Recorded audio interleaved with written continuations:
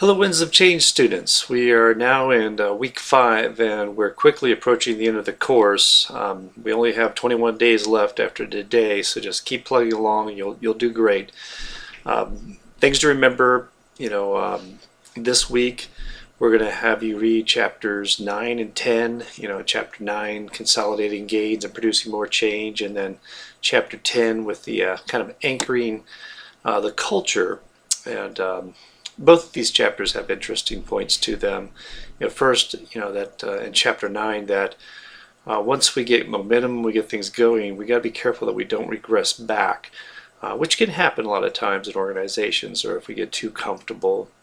I was reading some things about Subway, some things this week unfortunate about Subway, but they're kind of in that fast food business, although they tout healthier foods, but they have a lot of franchises. The reason they have so many is because the franchise buy-in is so cheap.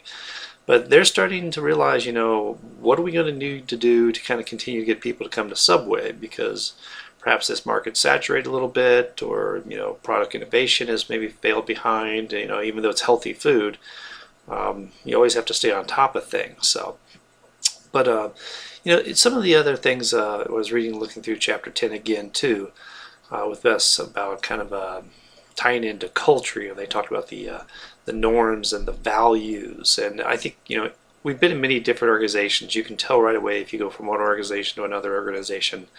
It's something hard to put your finger on, but yeah, there's differences in cultures, and there's differences about what they value and what is important to them. We can go all the way from the high level that executives prefer to manage to debt, to just whether how you dress in the work environment, whether casual Fridays is a common thing or not.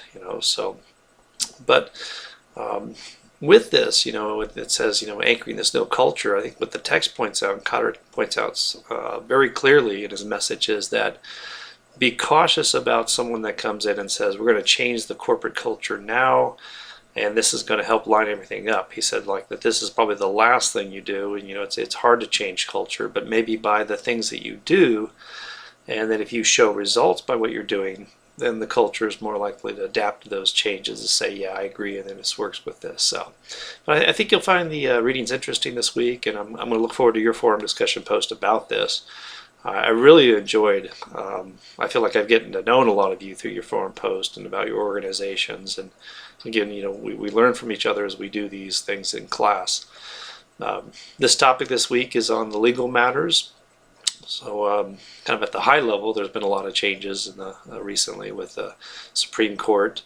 But just how, even from your organization's perspective, you can take that into consideration. If there's an article out there that interests you, there's always rules and regulations by the governments, whether it's local, state, national, global, and we have to be in compliance with those, or we have to adapt to any of those changes, or think about what could potentially change that would impact our organization in the future. So find something of interest to you out there. There's a broad range you can pick from the legal topics. Again, I'll be looking forward to reading what you find out about that. Last, with the models, when you kind of look at evaluate options this week, again, when you do these models, they can be very basic, and I'm okay with that. When I say like a one-page model, would that really suffice for you doing this probably in your organization? No, you'd have a lot more details, but I'm kind of looking for high-level general statements. I think you have about maybe 4 different options you can do this week. Again, as a leader, you are going to have to make some decisions, and you'd like to have some tools to look at to help you at least think that you are making some good decisions. It can be cost-benefit analysis, some type of risk analysis. And, is it a pure science? No. There's going to be errors, and then we have to use some value judgments on what is important to us.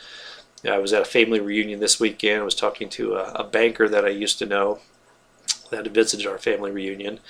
And I asked him, how did you assess risk when dealing with your loans or with the potential fraud? Right now there's a lot of credit card fraud going on. And he said, well, Joe, we would just self-insure, which means that you set aside a sinking fund or money in case there was any losses. And he said the premiums, the deductibles were almost up to $50,000. So based on what we felt the risk was that we'd have that big of a loss, we felt we would not. So it'd actually be to a better benefit for us to just pay the $5,000 payment, which it happens, so rarely. So, but any manager, any leader is going to have to look at a project or assess risk or look at how a process and assess risk or pick at least what they feel is the best method or the best process to do something. And sometimes it doesn't work out, and that's okay too, but we want to try to minimize that based on the best information we can gather. Well, that's it for this week, but I say, jump in there early this week, get things posted, get the discussion started, continue to look ahead and see what to do, in the last 3 weeks of the course. If you can do anything ahead of time, get that done now. I know you have that victim versus creator language in the very last week. So if that's something you get some extra time, go ahead and do that now. But otherwise, if you have any questions, do email me, and I look forward to talking to you online this week. Take care.